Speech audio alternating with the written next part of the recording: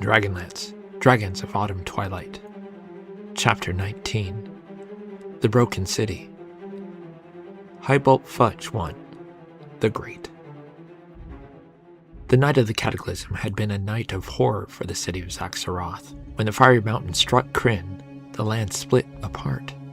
The ancient and beautiful city of Zaxxaroth slid down the face of the cliff into a vast cavern formed by the huge rents in the ground. Thus, underground, it was lost to the sight of men, and most people believed the city had vanished entirely, swallowed up by a new sea. But it still existed, clinging to the rough sides of the cavern walls, spread out upon the floor of the cavern. There were ruined buildings on several different levels. The building the companions had fallen into, which Tanis assumed must have been the bakery, was on the middle level, caught by rocks and held up against the sheer cliff face. Water from underground streams flowed down the sides of the rock and ran into the street, swirling among the ruins. Tanis's gaze followed the course of water. It ran down the middle of a cracked cobblestone street, running past other small shops and houses where people had once lived and gone about their business. When the city fell, the tall buildings that once lined the street toppled against one another, forming a crude archway of broken marble slabs above the cobblestones. Doors and broken shop windows yawned into the street. All was still and quiet, except for the noise of the dripping water. The air was heavy, with the odor of decay. It weighed upon the spirit. And though the air was warmer down beneath the ground level than up above, the gloomy atmosphere chilled the blood. No one spoke. They washed the slime from their bodies, and the flour from Tas, as best they could, then refilled their water skins. Sturm and Caramon searched the area, but saw no Draconians. After a few moments of rest, the companions rose and moved on. Bupu led them south, down the street beneath the archway of ruined buildings. The street opened into a plaza. Here, the water in the streets became a river, flowing west. Follow river, Bupu pointed. Tanis frowned, hearing above the noise of the river another sound, the crashing and roaring of a great waterfall. But Bupu insisted, so the heroes edged their way around the Plaza River, occasionally plunging ankle-deep in the water. Reaching the end of the street, the companions discovered the waterfall. The street dropped off into air, and the river gushed out from between broken columns to fall nearly 500 feet into the bottom of the cavern. There rested the remainder of the ruined city of Zaxxaroth. They could see by dim light that filtered through the cracks in the cavern roof far above that the heart of the ancient city lay scattered about on the floor of the cavern in many states of decay. Some of the buildings were almost completely intact. Others, however, were nothing but rubble. A chill fog created by the many waterfalls plunging down into the cavern hung over the city. Most of the streets had become rivers, which combined to flow into a deep abyss to the north. Peering through the mist, the companions could see the huge chain hanging only a few hundred feet away, slightly north of their present position. They realized the lift raised and lowered people at least 1,000 feet. "Where does Highbulp live?" Tanis asked, looking down into the dead city below him. "Bupu says he lives over there," Raceland gestured. "in those buildings on the western side of the cavern." "And who lives in the reconstructed buildings right below us?" Tanis asked. Bosses. Bupu replied, scowling. "How many bosses?" One, and one, and one. Bupu counted until she had used up all her fingers. 2, she said. Not more than 2. "Which could be anything from 200 to 2,000, Sturm muttered. "How do we get to see Highwop?" Highbulp. Bupu glared at him. Highbulp Fudge 1, the Great. "How do we get to him without the bosses catching us?" In answer, Bupu pointed upward to the rising pot full of Draconians. Tanis looked blank, glanced at Sturm, who shrugged disgustingly. Bupu sighed in exasperation and turned to Raceland, obviously considering the others incapable of understanding. "Bosses go up, we go down," she said. Raceland stared at the lift through the mist. Then he nodded in understanding. "The Draconians probably believe that we are trapped up there with no way to get down into the city. If most of the Draconians are up above, that would allow us to move safely below." "All right," Sturm said, "but how in the name of Istar do we get down? Most of us can't fly." Bupu spread her hands. "Vines," she said. Seeing everyone's look of confusion, the gully dwarf stumped over to the edge of the waterfall and pointed down. Thick, green vines hung over the edge of the rocky cliff like giant snakes. The leaves on the vines were torn, tattered, and, in some places, stripped off entirely, but the vines themselves appeared to be thick and tough, even if they were slippery. Goldmoon, unusually pale, crept toward the edge, peered over, and backed away hurriedly. It was a 500-foot drop, straight down to a rubble-strewn cobblestone street. Riverwind put his arm around her comfortingly. I've climbed worse, Caramon said complacently. Well, I don't like it, said Flint. but anything's better than sliding down a sewer. Grabbing hold of the vine, he swung himself over the ledge and began to inch slowly down, hand over hand. It's not bad, he shouted up. Tasselhoff slid down the vine after Flint, traveling rapidly, and with such skill he received a grunt of approbation from Poo-Poo. The gully dwarf turned to look at Raceland, pointing at his long, flowing robes and frowning. The mage smiled at her reassuringly. Standing on the edge of the cliff, he said softly, "Fevivol." The crystal ball on top of his staff flared, and Raceland leapt off the edge of the cliff, disappearing into the mist below. Poo-Poo shrieked. Tanis caught her, fearing the adoring gully dwarf might throw herself over. "He'll be fine," the half-elf reassured her, feeling a flash of pity when he saw the look of genuine anguish on her face. "He is Magi," he said. "Magic. You know." Poo-Poo obviously did not know, because she stared at Tanis suspiciously, threw her bag around her neck, grabbed hold of a vine, and began scrambling down the slippery rock. The rest of the companions were preparing to follow when Goldmoon whispered brokenly, "I can't." Riverwind took her hands. Kantoka, he said softly. It will be all right. You heard what the dwarf said. Just don't look down. Goldmoon shook her head, her chin quivering. There must be another way, she said stubbornly. We will search for it. What's the problem? Tanis asked. We should hurry. She's afraid of heights, Riverwind said. Goldmoon shoved him away. How dare you tell him that? She shouted, her face flushed with anger. Riverwind stared at her coldly. Why not? He said, his voice grating. He's not your subject. You can let him know you're human, that you have human frailties. You have only one subject to impress now, chieftain, and that is me. If Riverwind had stabbed her, he could have inflicted no more terrible pain. The color drained from Goldmoon's lips. Her eyes grew wide and staring like the eyes of a corpse. Please, secure the staff on my back, she said to Tanis. Goldmoon, he didn't mean, he began. Do as I command, she ordered curtly, her blue eyes blazing in anger. Tanis, sighing, tied the staff to her back with the length of a rope. Goldmoon did not even glance at Riverwind. When the staff was fastened tightly, she started toward the edge of the cliff. Sturm jumped in front of her. Allow me to go down the vine ahead of you, he said. If I slip and fall, you'd fall with me. The only thing we'd accomplish would be to die together, she snapped.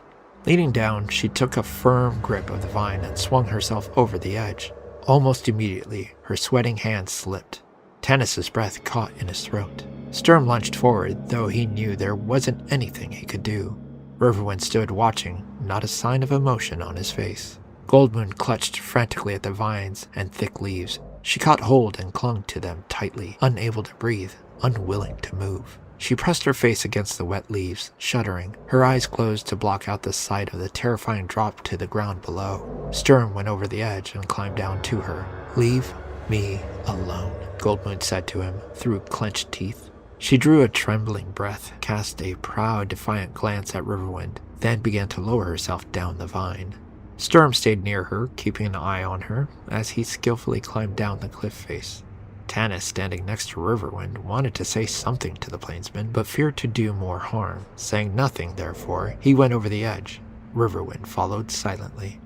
The half-elf found the climb easy, though he slipped the last few feet, landing in an inch of water. Raceland, he noticed, was shivering with the cold, his cough worsening in the damp air. Several gully dwarfs stood around the mage, staring at him with admiring eyes. Tanis wondered how long the charm spell would last. Goldmoon leaned against the wall, shaking. She did not look at Riverwind as he reached the ground and moved away from her, his face still expressionless. Where are we? Tanis asked above the noise of the waterfall. The mist was so thick he couldn't see anything except for broken columns overgrown with vines and fungus. Great Plaza that way. Poo-Poo urgently jabbed a grubby finger toward the west. Come, you follow. Go see Highbulp. She started off. Tanis reached out his hand and caught hold of her, dragging her to a stop. She glared at him, deeply offended. The half-elf removed his hand. Please, just listen a moment. What about the dragon? Where's the dragon? Poo-Poo's eyes widened. You want dragon? She asked. No, yelled Tanis. We don't want the dragon. but we'd need to know if the dragon comes into this part of the city. He felt Sturm's hand on his shoulder and gave up. Forget it. Never mind, he said wearily. Go on. Bupu regarded Raceland with a deep sympathy for having to put up with these insane people. Then she took the mage's hand and trotted off down the street to the west, the other gully doors trailing along behind.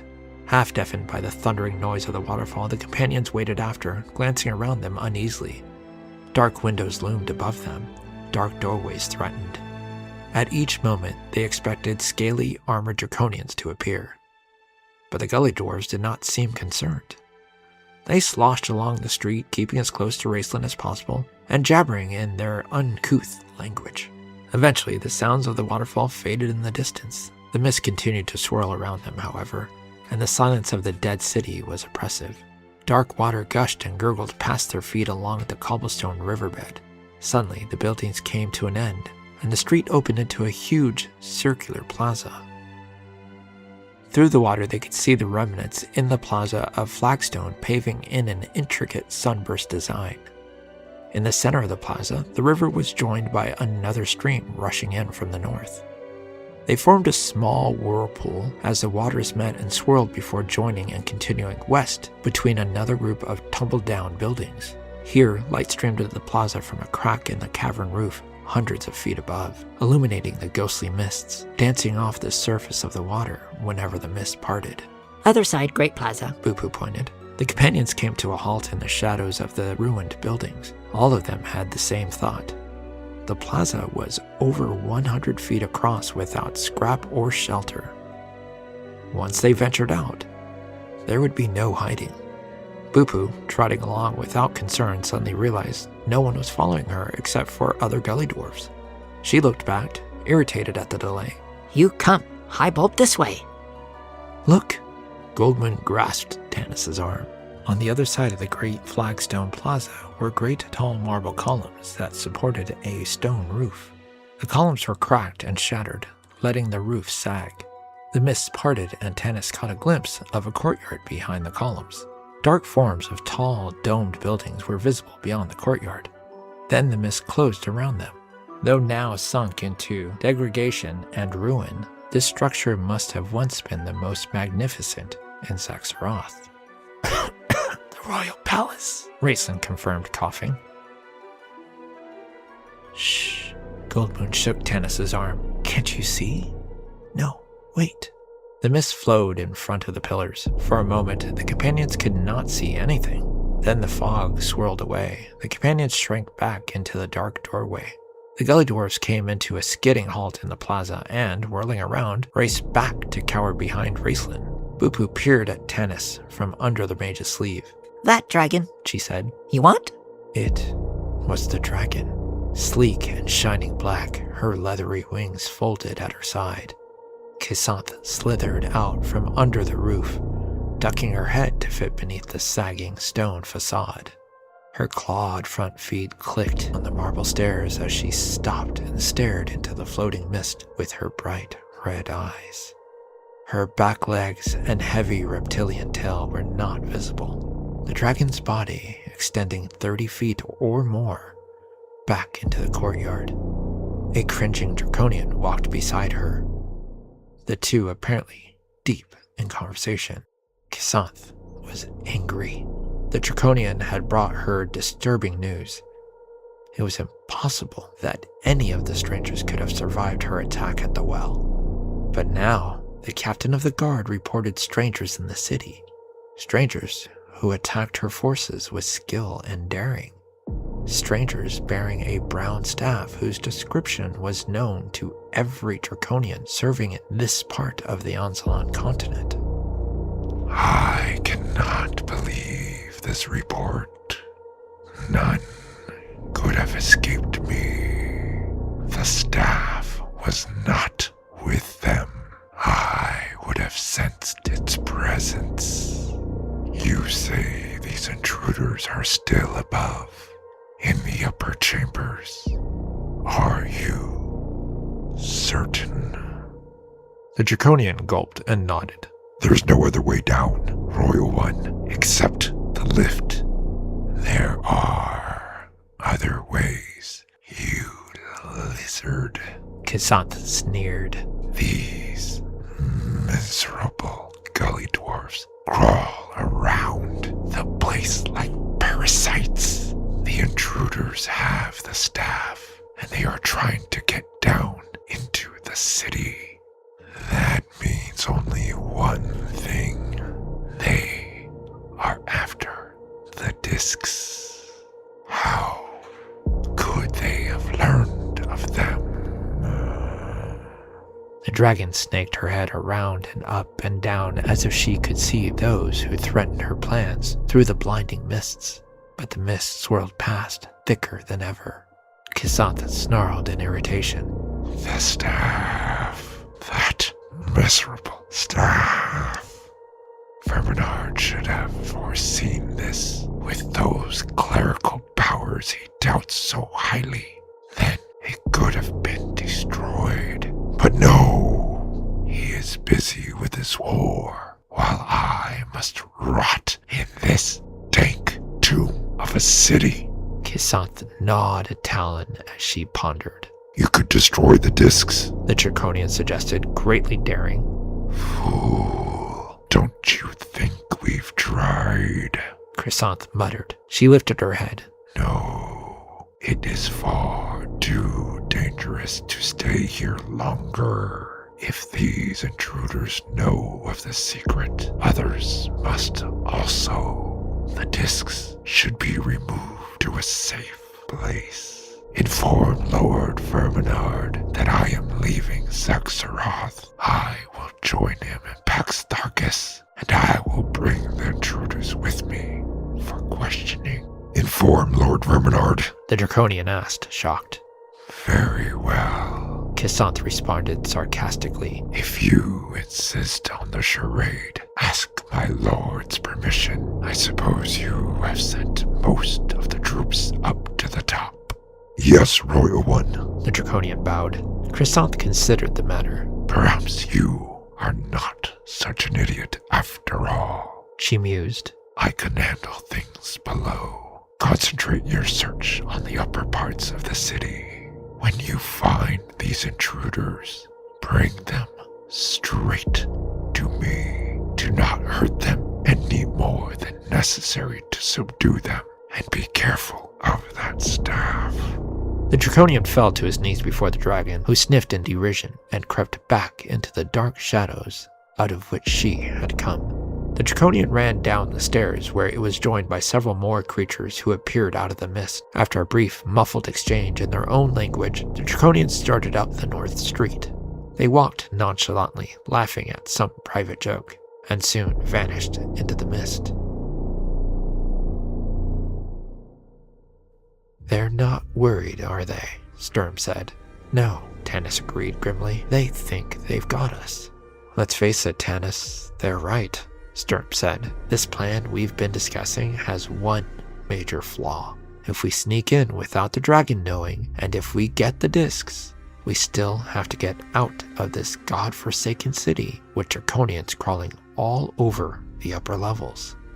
I asked you before and I'll ask you now, Tanis said. Have you got a better plan? I've got a better plan, Caramont said gruffly. No disrespect, Tanis, but we all know how elves feel about fighting. The big man gestured toward the palace. That's obviously where the dragon lives. Let's lure it out, as we planned, only this time we'll fight it, not creep around its lair like thieves. When the dragon's disposed of, then we can get the discs. My dear brother, Raceland whispered. Your strength lies in your sword arm, not in your mind. Tanis is wise. As the knight said, when we started on this little adventure, you would do good to pay attention to him. What do you know of dragons, my brother? You have seen the effects of its deadly breath. Raceland was overcome by a fit of coughing. He dragged a soft cloth out from the sleeve of his robe. Tanis saw the cloth was stained with blood. After a moment, Raceland continued. You could defend yourself against that, perhaps, and against the sharp claws and fangs and the slashing tail, which can knock down those pillars. But what will you use, dear brother, against her magic? Dragons are the most ancient of magic users. She could charm you, as I have charmed my little friend. She could put you to sleep with a word. then murder you while you dreamed. All right, Caramon muttered, chagrined. I didn't know any of that. Damn it. Who does know anything about these creatures? There is much lore of the dragons in Solamnia, Sturm said softly. He wants to fight the dragon too, Tanis realized. He is thinking of Huma, the perfect knight called Dragonbane. Bupu tugged on Raceland's sleeve. Come, you go. No more bosses, no more dragon. She and the other gully dwarves started splashing across the flagstone plaza. Well, Tanis said, looking at the two warriors. It seems we have no choice, Sturm said stiffly. We do not face the enemy. We hide behind gully dwarves. Sooner or later, a time must come when we face these monsters. He spun on his heel and walked off, his back straight, his mustache bristling. The companions followed.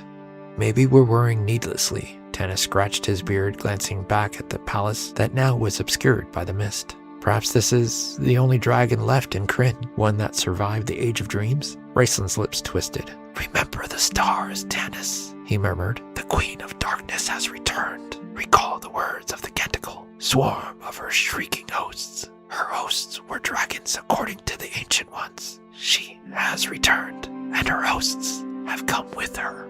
This way. Bupu clutched at Raceland, pointing down the street branching off to the north. This home. Huh, at least it's dry. Flint grumbled.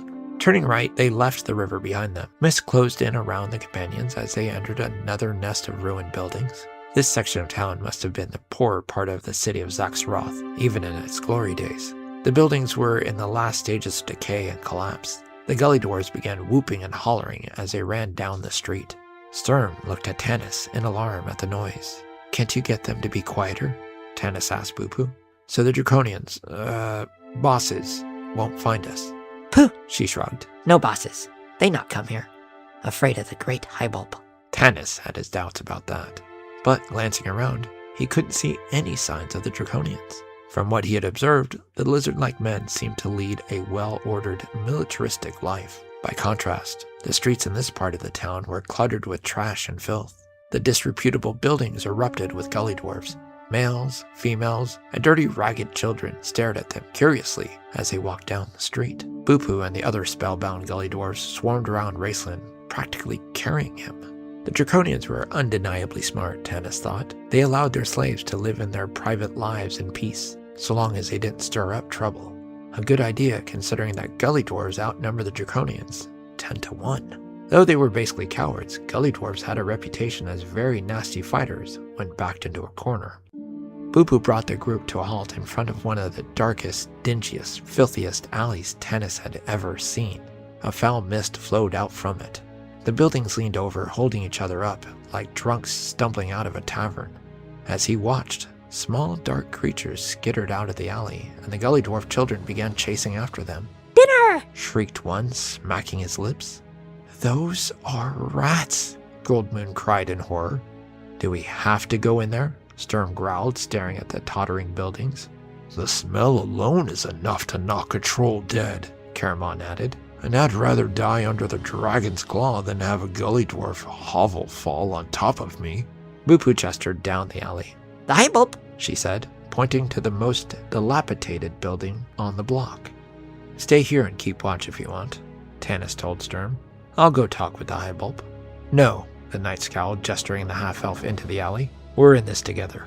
The alley ran several hundred feet to the east. Then it twisted north and came suddenly to a dead end. Ahead of them was a decaying brick wall and no way out. Their return was blocked by gully dwarfs who had run in after them. Ambush! Sturm hissed as he drew his sword. Caramon began to rumble deep in his throat. The gully dwarfs, seeing the flash of cold steel, panicked. Falling all over themselves and each other, they whirled and fled back down the alley. Bupu glared at Sturm and Caramon in disgust. She turned to Raceland. you make them stop. She demanded, pointing to the warriors. Or I not take you to Highbulp. Put your sword away, knight, Raceland hissed. unless you think you've found a foe worthy of your attention. Sturm glowered at Raceland. For a moment, Tanis thought he might attack the mage, but then the knight thrust his sword away.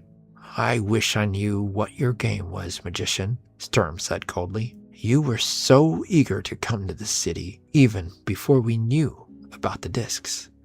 Why? What are you after? Raceland did not reply.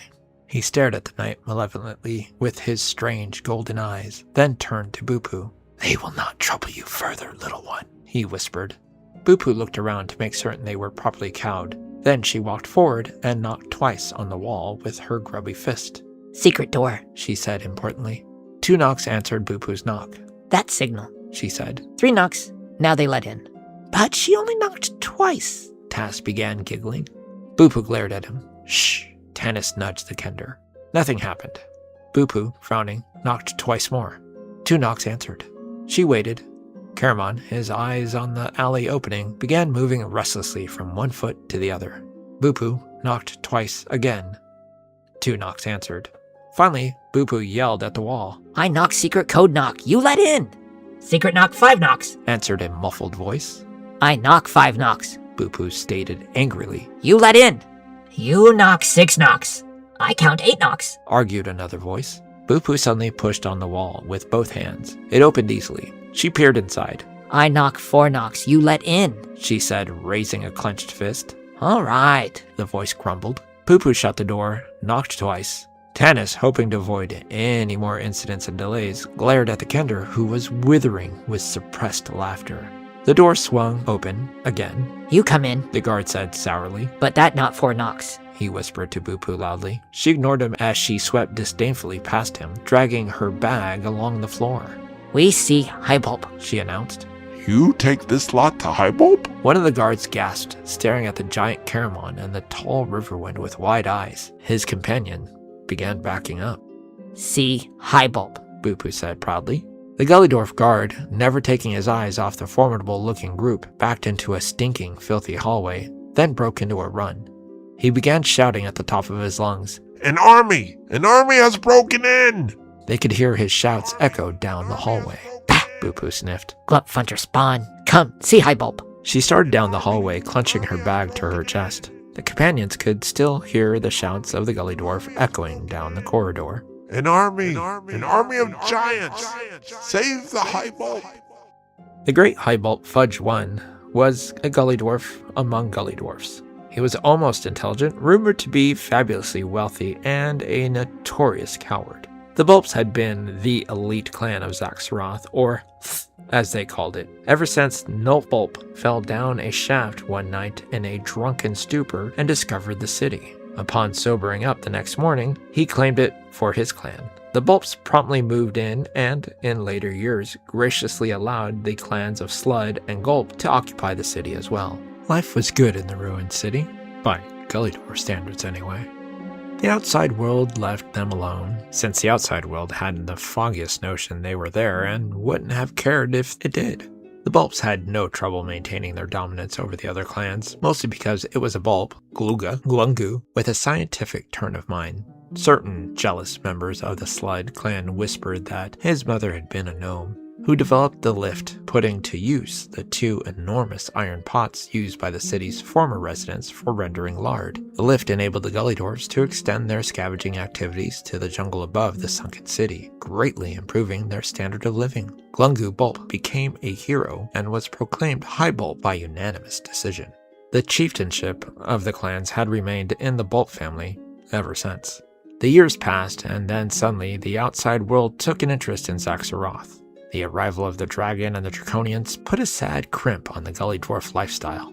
The Draconians had initially intended to wipe out the filthy little nuisances, but the Gully Dwarfs, led by the great Fudge, had cringed and cowered and whimpered and wailed and prostrated themselves so abjectly that the Draconians were merciful and simply enslaved them. So it was the Gully Dwarfs, for the first time in several hundred years of living in Zaxaroth, were forced to work. The Draconians repaired buildings, put things into military order, and generally made life miserable for the Gully Dwarfs who had to cook and clean and repair things. Needless to say, the great Fudge was not pleased with this state of affairs. He had spent long hours thinking up ways to remove the dragon. He knew the location of the dragon's lair, of course, and had even discovered a secret route leading there. He had actually sneaked in once, when the dragon was away. Fudge had been awestruck by the vast amount of pretty rocks and shining coins gathered in the huge underground room. The great Highbulp had traveled some in his wild youth, and he knew that folk in the outside world coveted these pretty rocks and would give vast amounts of colorful and gaudy cloth. Fudge had a weakness for the fine cloth. On the spot, the Highbulp drew up a map so he wouldn't forget how to get back to the treasure.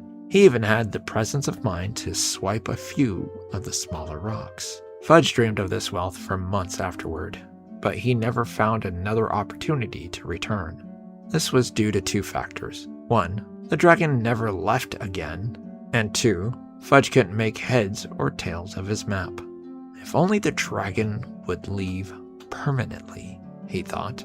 Or if some hero would come along and conveniently stick a sword into it. These were the Highbulp's fondest dreams, and this was the state of affairs when the great Fudge heard his guards proclaiming, An army has broken in! That an army was attacking. Thus it came to pass that, when Boo-Poo finally dragged the great Fudge out from under his bed and convinced him that he was not about to be set upon by an army of giants, Highbulp Fudge 1 began to believe that dreams could come true. And so, you're here to kill the dragon, said the great Highbulp Fudge 1 to Tanis Half-Elven. No, Tanis said patiently, we're not. The companions stood in the court of the Agar before the throne of a gully dwarf Boo-Poo had introduced as the great Highbulp. Boo-Poo kept an eye on the companions as they entered the throne room, eagerly anticipating their looks of stunned awe. Boo-Poo was not disappointed. The looks on the companions' faces as they entered might well be described as stunned. The city of Zaxaroth had been stripped of its finery by the early Bulps who had used it to decorate the throne room of their lord. Following the philosophy that if 1 yard of gold cloth is good, 40 yards is better, and totally uninhibited by good taste, the gully dwarfs turned the throne room of the great Highbulp into a masterpiece of confusion. Heavy, frayed gold cloth swirled and draped every available inch of wall space. Huge tapestries hung from the ceiling, some of them upside down. The tapestries must have once been beautiful, delicate colored threads blending to show scenes of city life or portray stories and legends from the past. But the gully dwarves, wanting to liven them up, painted over the cloth in garish, clashing colors. Thus, Sturm was shocked to the core of his being when confronted by a bright red Huma battling a purple-spotted dragon beneath an emerald green sky. Graceful nude statues standing in all the wrong places adorned the room as well. These too the gully dwarves had enhanced, considering pure white marble drab and depressing. They painted the statues with enough realism and attention to detail that Caramon, with an embarrassed glance at Goldmoon, flushed bright red and kept his eyes on the floor. The companions, in fact, had problems maintaining their serious mien when ushered into this gallery of artistic horrors. One failed utterly. Tasselhoff was immediately overcome by the giggles so severely that Tanis was forced to send the Kender back to the waiting place outside the court to try and compose himself. The rest of the group bowed solemnly to the great Fudge, with the exception of Flint, who stood bolt upright, his hands fingering his battle axe without the trace of a smile on his aged face. The dwarf had laid his hand on Tanis's arm before they entered the court of the Highbulp. Don't be taken by this foolery, Tanis, Flint warned. These creatures can be treacherous. The Highbulp was somewhat flustered when the companions entered, especially at the sight of the tall fighters. But Raceland made a few well-chosen remarks that considerably mollified and reassured, if disappointed, the Highbulp. The mage, interrupted by fits of coughing, explained that they did not want to cause trouble. They simply planned to retrieve an object of religious value from the dragon's lair and leave, preferably without disturbing the dragon. This, of course, didn't fit with Fudge's plans. He therefore assumed he hadn't heard correctly. Cocooned in gaudy robes, he leaned back in his chipped gold leaf throne and repeated calmly, You here got swords. Kill dragon. No, Tanis said again. As our friend Raceland explained, the dragon is guarding an object that belongs to our gods. We want to remove the object and escape the city before the dragon is aware that it is gone. The Highbulp frowned. How me know you not take all treasure, leave Highbulp only one mad dragon? There be a lot of treasure, pretty rocks. Raceland looked up sharply, his eyes gleaming. Sturm, fidgeting with his sword, glanced at the mage in disgust. "We will bring you the pretty rocks," Tanis assured the Highbulp. "Help us and you will get all the treasure. We want only to find this relic of our gods." It had become obvious to the Highbulp that he was dealing with thieves and liars, not the heroes he had expected. This group was apparently as frightened of the dragon as he was, and that gave the Highbulp an idea. "What you want from Highbulp?" he asked, trying to subdue his glee and appear subtle. Tanis sighed in relief. At least they seemed to be getting somewhere. Boopoo, he indicated the female gully dwarf clinging to Raceland's sleeve, told us that you were the only one in the city who could lead us to the dragon's lair. Lead? The great Fudge lost his composure for a moment and clutched his robes around him. No lead. Great Highbulp, not expendable. People need me. No. I didn't mean lead, Tanis amended hastily. If you had a map, or could send us someone to show us the way. Map? Fudge mopped the sweat off his brow with the sleeve of his robe. Should say so in first place. Map? Yes, I send for map. Meantime, you eat. Guests of the Highbulp. Guards, take to mess hall.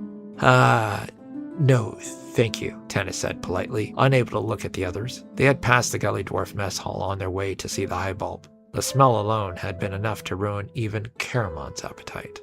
We have our own food, Tanis continued. We would like some time to ourselves to rest and discuss our plans further. Certainly! The Highbulp scooted forward to the front of the throne. Two of his guards came over to help him down since his feet didn't touch the floor. Go back to waiting place. Sit, eat, talk. I send map. Maybe you tell Fudge plans. Tanis glanced swiftly at the Gully Dwarf and saw the Highbulp's squinty eyes gleam with cunning. The half-elf felt cold. Suddenly realizing the Gully Dwarf was no buffoon, Tanis began to wish he had talked more with Flint.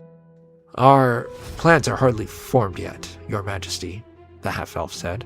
The great Highbulp knew better. Long ago he had drilled a hole through the wall of the room known as the waiting place, so he could eavesdrop on his subject as they waited for an audience with him, discovering what they intended to bother him about in advance. Thus he knew a great deal about the companion's plans already, so he let the matter drop.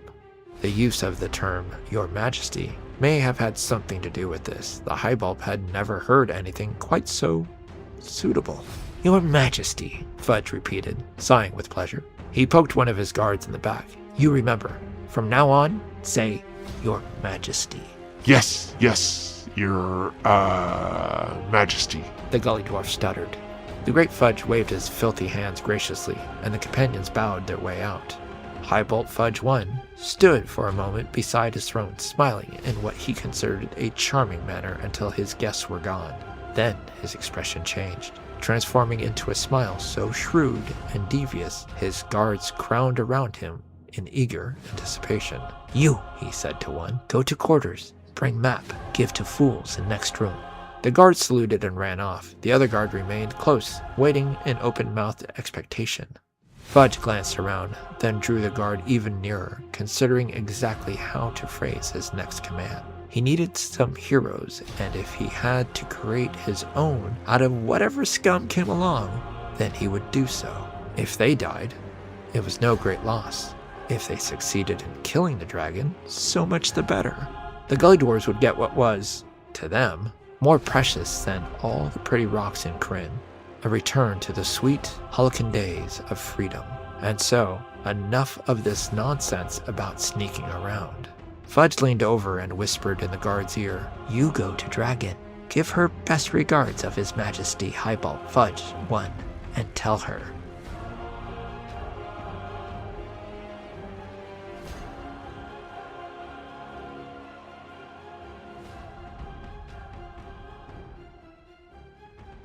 Hello everyone, we got another episode down. We're making our way through the book. It's been very, very exciting. This one did take, I think, 2 weeks since the last one. Had a busy couple of weekends. None of my D&D games canceled, so I didn't have a lot of opportunity to record, voice, edit, and then mix like the audio and stuff like that together. But I keep doing it because you guys keep giving me amazing comments, an amazing amount of love. Speaking of that, I'd love to know and tell me in the comments of when you hear this episode, what is it you like about this? Is it because A, it's free? I mean, that's always kind of nice, right? Or is it the fact that, you like my reading, you like the voices that I do? Are there certain voices that you actually really like that stand out above the rest? Are there certain voices that you don't like that you wish were a little bit different? And how about the pacing, like how I tell the story? Do you like that? I know a lot of the times, especially you'll hear it in this episode, I do a lot of extra, I guess for lack of a better word. So there's a part where like Tanis is talking to the Highbulp. I use like how I think he would be saying it, how he's pronouncing things like and how he's enunciating things, or emphasized, I guess you could say, versus just straight reading the text. So it's almost like I'm acting also. So I don't know, do you guys like when I do that? So it kind of just isn't me reading, it's also a little bit of acting in there. Every time I say acting, I'm doing air quotes, but you can't see that. But let me know in the comments what you like, what you don't like. What are some of your favorite characters? Are some of your favorite characters in Dragonlance in this series of books, or are they in other books? For example, Dalamar the Dark. He's actually one of my favorite characters, but he's not in the Chronicles that I remember. He doesn't appear later until Legends. If the Lord allows and I live that long, yeah, I do plan on eventually getting to Legends and all the other Dragonlance books. I'll probably focus on the Margaret Weiss and Tracy Hickman books first. Let me know what you would be interested in after I finish reading Chronicles. Do you want me to read Legends, or what are some of your favorite Dragonlance books that you would love to hear? All of this just to say I love comments, so the more you comment, the more, I don't want to say feeds me because I actually get no money out of this, but feeds me creatively to keep doing this. All right, I think I've rambled enough. That's like almost 3 minutes of me rambling. The last thing I want to say is I would like to dedicate this episode to my father. Today, being July 5th, is the day, it's the anniversary of his passing, and his birthday is July 6th. Because of that, I'd like to dedicate this one to my father.